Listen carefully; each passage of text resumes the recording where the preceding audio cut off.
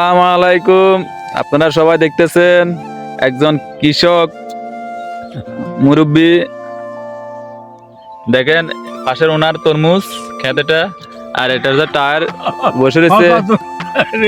হ্যাঁ বলেন, ওই মুরব্বী, তরমুজে লাভবান হয়েছেন নি?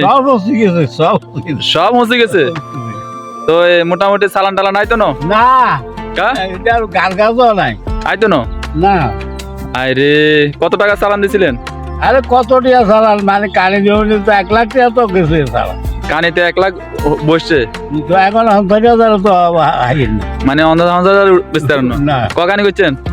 4 গাড়ি সারিগানি টাকাগুলো ক্যাশ নাকি কিস্তি মিস্তি হালাত পালাত সব বাড়ি মানুষের থেকে দান খরচ। দাঁড় খরচ করে করছেন? হ্যাঁ, আরে তো এখন কি করা?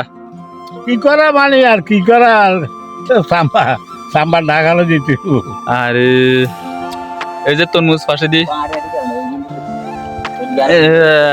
দেখেন এগুলো বেচছে নি? এগুলো হচ্ছে তরমুজ, বৃষ্টির কারণে আর এমনি বাজার খারাপ। দেখেন বৃষ্টি কি অবস্থা করলো।